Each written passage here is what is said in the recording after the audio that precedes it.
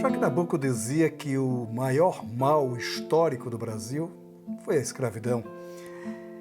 A assertiva do abolicionista se confirma na trilogia do Laurentino Gomes. Começa já desde o primeiro leilão de escravos em Lisboa até a Lei Áurea. Mas ele vai além disso. Ele analisa um tanto do que ficou de herança da escravidão na sociedade brasileira atual. É um livro atualíssimo, é um livro que instiga e desafia a se construir uma verdadeira pátria, não apagando a escravidão, mas fazendo aquilo que o Joaquim Nabuco sempre disse: é preciso acabar com a cultura, com a obra desenvolvida a partir da escravidão.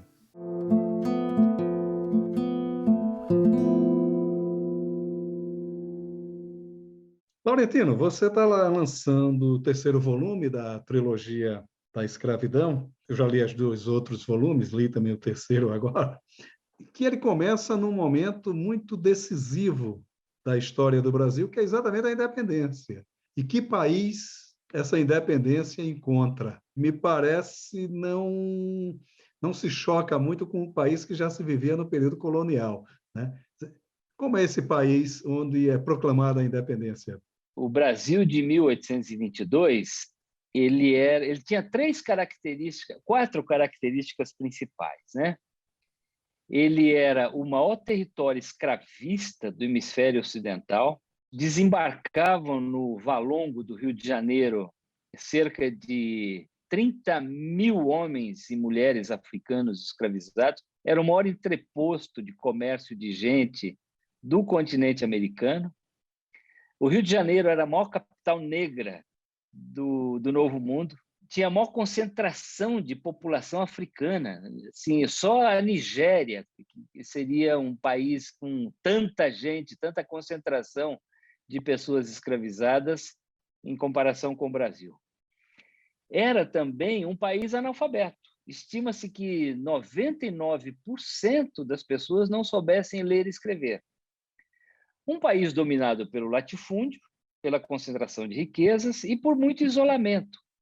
Assim, alguns veículos de comunicação que hoje são muito comuns, né, na nossa rotina, como os jornais, as revistas, tinham chegado ao Brasil apenas 14 anos antes, junto com a corte de Dom João, que desembarcou no Rio de Janeiro no dia 8 de março de 1808. Logo em seguida é lançado o primeiro jornal, que é a Gazeta do Rio de Janeiro, que era um jornal oficial, só publicava notícias a favor do governo, e no mesmo ano foi lançado em Londres um jornal chamado Correio Brasiliense, do jornalista Hipólito José da Costa. Esse sim era crítico ao governo, mas não tanto, mas era publicado em Londres para fugir à censura. Então, essa é a realidade brasileira daquela época, né? Muito isolamento, analfabetismo, pobreza e escravidão. É nesse cenário que se dá a independência do Brasil. Claro, o Brasil tinha mudado muito nos 14 anos anteriores, em razão da corte de Dom João nos trópicos, fugindo das tropas de Napoleão Bonaparte. O Dom João permaneceu no Rio de Janeiro 13 anos, entre 1808 e 1821. Ele promoveu o Brasil a Reino Unido, em 1815. Então, de fato, pode-se dizer que ali acabou, de fato, o período colonial brasileiro. Mas eu diria assim, a mudança era visível mesmo na capital, no Rio de Janeiro. O restante era mais ou menos a realidade que o Brasil tinha vivido durante todo o período colonial de 300 anos, né? E era um país muito curioso, porque ele dependia essencialmente da escravidão, que foi percebido pelo Antonil, sei lá, um século antes, mais ou menos, permanecia-se, né? Quer dizer, que até parece que tem um inglês que chega a dizer: o café é o escravo, né? Você fala alguma sim, coisa nesse sentido, né? Porque é quando isso é começa o cultivo do café, né? Também, né? Exatamente. Essas frases são muito interessantes, né? Porque o padre Antônio Vieira, um século antes da independência, dizia que sem Angola não há Pernambuco, e sem Pernambuco não há açúcar. Basicamente isso, em resumo, né? Quer dizer, a escravidão era riqueza do Brasil. O açúcar dependia da importação de pessoas escravizadas, especialmente de Angola. Esse que você citou, na verdade, é um senador gaúcho, o Gaspar Silveira Martins, que algumas décadas depois da independência diz que o Brasil é o café e o café é o negro, que é basicamente uma releitura do padre Antônio Vieira, só que num outro ciclo econômico. O Vieira fala do açúcar e o Silveira Martins fala do café, que se tornaria a grande riqueza do Brasil no século XIX. Mas o que os dois estão dizendo, e o Antonio também diz, né? Ele diz assim, todo mundo aqui sonha ser senhor de escravo. É isso que dá para o status social, da riqueza. Qualquer pessoa que venha para o Brasil, português especialmente, o sonho é ser senhor de escravo. O que esses três personagens estão dizendo, Vieira, Antonio e o Silveira Martins, é que o Brasil foi construído por mão de obra escravizada. Todos os nossos ciclos econômicos, do pau-brasil, passando pelo açúcar, pelo algodão, pelo tabaco, pelo ouro, pelo diamante, pelo café, pelas charqueadas do Rio Grande do Sul, tudo isso dependeu de mão de obra escravizada. Então, assim, o Brasil era viciado em escravidão. E você não consegue entender o processo de independência do Brasil sem observar isso, né? A elite agrária brasileira, ela opta por uma ruptura conservadora. Ela rompe os vínculos com Portugal, mas mantém o príncipe herdeiro da coroa portuguesa no trono, o futuro imperador Pedro I do Brasil e Dom Pedro IV de Portugal, e não mexe em nada. Não acaba com o tráfico negreiro, não acaba com a escravidão, não promove a reforma agrária, não alfabetiza, não educa as pessoas. Então, é uma situação muito curiosa, porque existe uma orfandade na independência do Brasil. Muita gente alimentou sonhos de liberdade, de ganhos, né? Especialmente os escravos. Isso não aconteceu. É isso que eu chamo de os órfãos da independência do Brasil. É interessante como você constrói esses livros, né? No primeiro volume, falando sobre o processo de formação da pátria a partir do café, desculpa, a partir do açúcar, né? Que vai até a morte do Zumbi. No segundo volume, há uma coisa que me chamou muito a atenção, que é a constituição histórica do processo da mineração, que acaba formatando uma história muito pouco contada, que é a história ali do Mato Grosso, de Goiás. E nesse, o café surge como o nosso ouro negro, né? E, curiosamente, você fala muito de personagens, né? O rei do café, que está na independência, está com Dom Pedro I no grito da independência, e quase chega, ele quase vê o fim da escravidão promovida pela neta de Dom Pedro, né, pela princesa Isabel. Como essas figuras que você vai encontrando aí ao relatar essas histórias? Isso é bem interessante também, porque a escravidão vai acompanhando as mudanças dos grandes ciclos econômicos, né? Ela começa basicamente no Nordeste, na zona da mata de Pernambuco e no Recôncavo Baiano, mas também no Espírito Santo, no Rio de Janeiro e no litoral paulista, ali em São Vicente, com a produção de açúcar. Esse é o primeiro vetor da escravidão, né? Aliás, é importante lembrar que antes de negra e africana, a escravidão brasileira foi indígena. Os portugueses tentaram, não deu certo, fracassou, entre aspas, né? Porque junto com os portugueses chegaram as doenças que dizimaram a população indígena. Então, assim, aí começa a escravidão africana, 5 milhões de homens e mulheres escravizados. Começa pelo açúcar, depois vai para Minas Gerais e o Centro-Oeste, Minas Gerais, Goiás e Mato Grosso, com a descoberta de ouro e diamante. E aí muda a natureza da escravidão, ela se torna uma escravidão mais urbana, porque junto com o ciclo da mineração, nascem as cidades que nós temos hoje, né, decorrentes da mineração, Diamantina, Mariana, Ouro Preto, São João del Rei, Goiás Velho, Cuiabá, são cidades que nascem com o ciclo da mineração.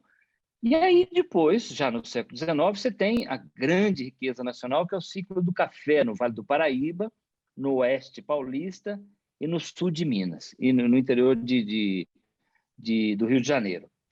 E aí aparece esse personagem que eu considero muito simbólico, que você citou, que é o comendador Joaquim José de Souza Breves. Esse homem, a biografia dele resume o Brasil do século XIX, porque ele, aos 18 anos, estava na margem do Riacho Ipiranga, às 4 horas da tarde do dia 7 de setembro de 1822, e testemunhou o Grito do Ipiranga. Ele era um dos guardas de honra de Dom Pedro. Ele era um sertanejo, ele vinha lá do município de São João Marcos, no litoral sul paulista. O Dom Pedro, fazendo aquela famosa cavalgada do Rio de Janeiro até Santos e depois São Paulo, veio recrutando jovens sertanejos, fazendeiros, que constituíram a sua guarda de honra. Então, o Joaquim José de Souza Breves estava lá. Nas décadas seguintes, ele se tornou um grande plantador de café, ele plantou mais de 10 milhões de mudas, acumulou 90 propriedades. Ele era um fazendeiro tão grande que você conseguiria ir do litoral do Rio de Janeiro até as montanhas de Minas Gerais sem pisar em terra alheia, só andando pelas fazendas do comendador Breves. Mas, então ele se tornou o rei do café, ele produzia 2,5% da produção nacional na segunda metade do século XIX, mas ele se tornou também um grande traficante de escravos e clandestino. Isso já depois da Lei Eusébio de Queiroz, de 1850, existe um famoso desembarque em Angra dos Reis, numa região chamada Bracuí. Isso foi um escândalo, foi um constrangimento, porque o Brasil, sob a mira dos canhões da Marinha Britânica de guerra, tinha feito a Lei Eusébio de Queiroz. E aí o comendador Breves, o rei do café, é pego em flagrante fazendo o desembarque clandestino. E, segundo rumores da época, foi essa a razão pela qual ele não se tornou barão do café. Ele ficou só comendador, porque foi uma vingança pessoal do Dom Pedro II, que estava constrangido de um homem assim muito ilustre, que tinha grandes ambições, era muito respeitado na Europa e nos Estados Unidos. E o comendador Breves fez um constrangimento para o Dom Pedro II e, como vingança, o Dom Pedro manteve ele como comendador. Ele tem a comenda da Ordem da Rosa e também da Ordem de Cristo, mas não virou barão. E ele morreu 46 dias antes da República, já em estado de falência. Isso que é interessante, porque a grande riqueza dele estava imobilizada em escravos. Com a Lei Áurea, ele começou a ficar pobre e os seus herdeiros tiveram que se desfazer das propriedades, liquidarem, porque estavam endividados. Há também uma coisa muito interessante que você debate muito no livro, que são os pressupostos do que foi o abolicionismo liderado pelo Joaquim Nabuco. Mas o Joaquim Nabuco dizia uma coisa também muito interessante, que ele dizia: não basta acabar com a escravidão, é preciso acabar com a obra da escravidão. Quer dizer, me parece também, você debate muito no livro, esse processo também não foi concluído, né? Existe um famoso discurso do Joaquim Nabuco na Câmara dos Deputados durante a votação da Lei Áurea, né? Em que ele diz assim: eu lamento que o túmulo da escravidão não seja grande o suficiente para comportar a herança da escravidão. Porque o Joaquim Nabuco, tanto quanto o José do Patrocínio, o Luiz Gama, o André Rebouças, 3 abolicionistas negros, né? O Joaquim Nabuco era branco. Eles diziam o seguinte: era preciso fazer 2 abolições. A primeira era parar de comprar e vender gente como mercadoria, como o Brasil sempre fizera nos 3 séculos anteriores, quase 4 séculos. Isso o Brasil fez com a Lei Áurea. Então, assim, oficialmente, até então, as pessoas eram compradas, tinha escritura pública lançada em cartório de compra e venda de gente. As pessoas escravizadas eram dadas como garantia, em hipotecas, como herança, figuravam nos testamentos, eram inclusive leiloadas em rifa. Tinha prêmio de rifa que o prêmio era um escravo, uma pessoa escravizada. Então, assim, a Lei Áurea acabou com isso. Mas aí os abolicionistas diziam que era preciso fazer a segunda abolição, que era da terra, trabalho, renda, educação, moradia, saúde, oportunidades. Promover essa população descendente de escravos à condição de cidadã, com condições de participar da vida política do Brasil, da construção do Brasil, como cidadãos com plenos direitos e deveres, e se realizarem plenamente como seres humanos, nas suas vocações, nos seus talentos. Isso não aconteceu. O Brasil abandonou essa população à própria sorte. Então, eu diria assim que tem um projeto de Brasil que ficou travado em 1888. Ele ficou pela metade. E hoje nós pagamos o preço disso. Os grandes problemas brasileiros, como, por exemplo, a desigualdade social, que é o nosso grande problema nesse início do século XXI, né? Um país pobre, em que as pessoas dependem de ajuda do governo, caraminguás em momentos de crise, porque não têm condições de se sustentarem, estão abaixo do nível mínimo aceitável da pobreza. Isso é legado da escravidão. As pessoas vão dizer, mas tem pobre branco no Brasil. Sim, sem dúvida, tem sim, tem retirantes nordestinos, aflagelados da seca, tem ribeirinhos, tem pessoas sem terras, tem indígenas muito pobres, mas estatisticamente a imensa maioria dos pobres no Brasil são descendentes de africanos, são afrodescendentes, né? Negros ou mestiços.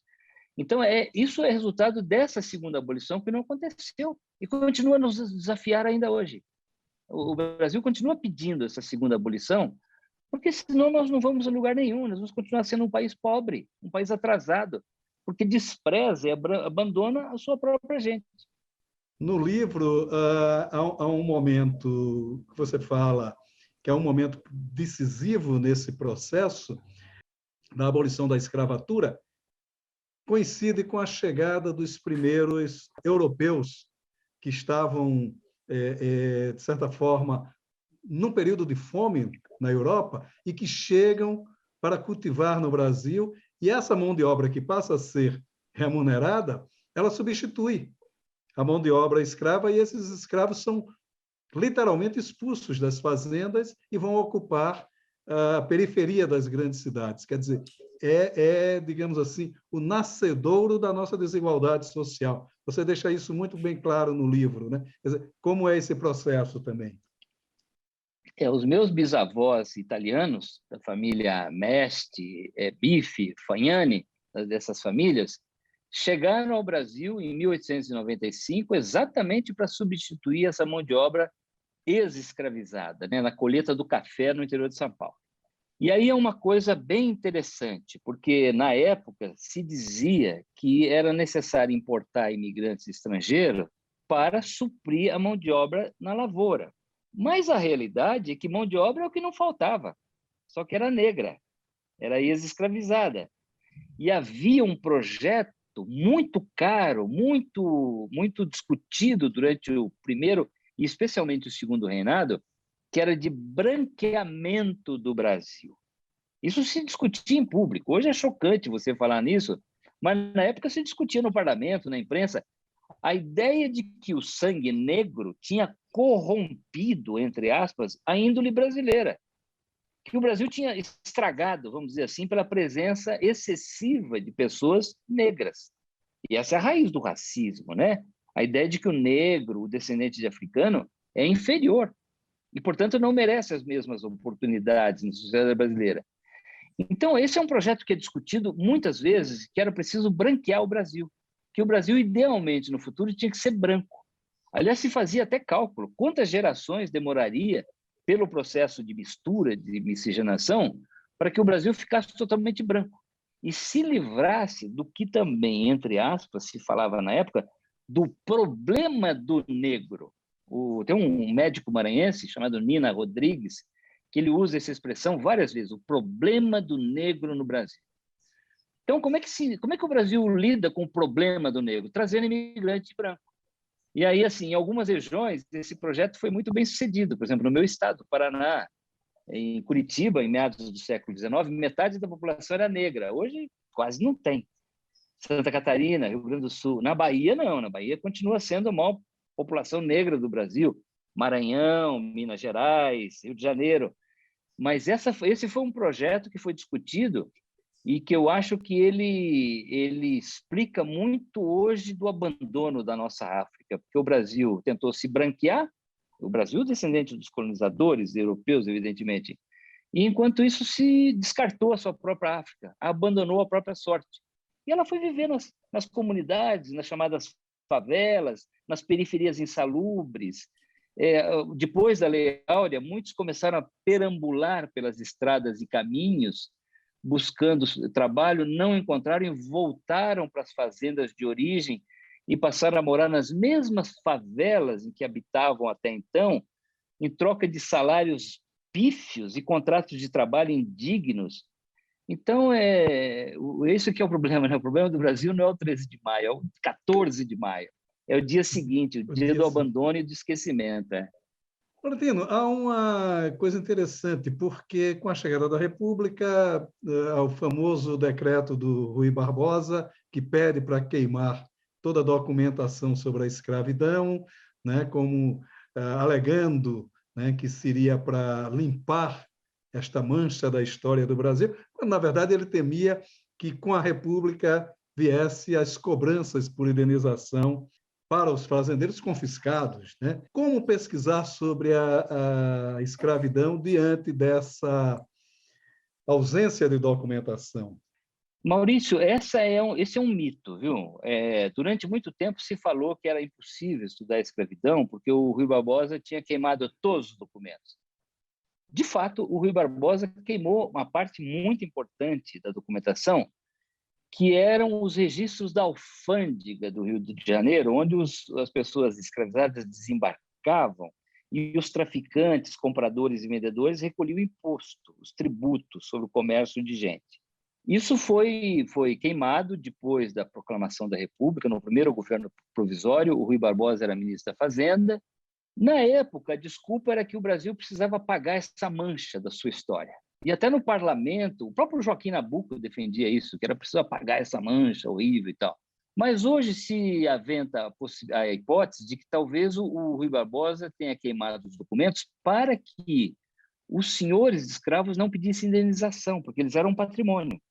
E havia um movimento para que eles pedissem indenização pela Lei Áurea. Mas o fato é que ainda sobrou muita coisa. Isso está sendo resgatado hoje. Então, tem testamento, inventários pós-morte, tem registro de nascimento, de casamento, de batismo, de morte, tem escrituras de compra e venda de gente, tem anúncios em jornais de procura de pessoas fugitivas, anúncios de compra e venda.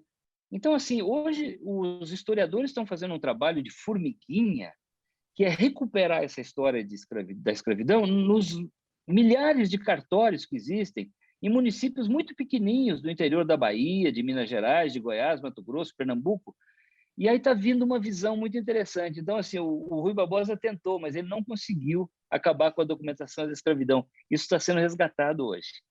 Você promete terminar o livro no dia 13 de maio, né? Mas você vai além, né? Você acaba não cumprindo, você chega a aventar os males que a escravidão ainda reflete na atual sociedade brasileira.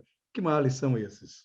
Eu acho que seria uma obra incompleta se eu realmente acabasse no dia da Lei Áurea, né? Acabou a escravidão, o Laurentino dá adeus ao assunto.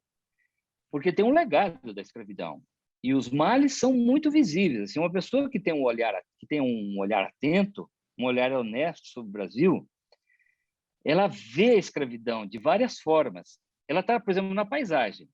Vai ao Rio de Janeiro, ou a Salvador, ou a Belo Horizonte, e observa quem mora naqueles bairros nobres, bem servidos pelo Estado, com boa urbanização, boa segurança, boas escolas, boas moradias.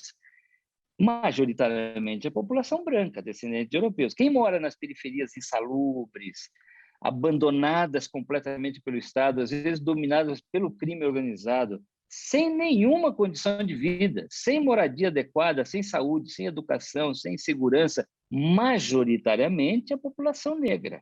Então, o Brasil é um país segregado na paisagem, na geografia.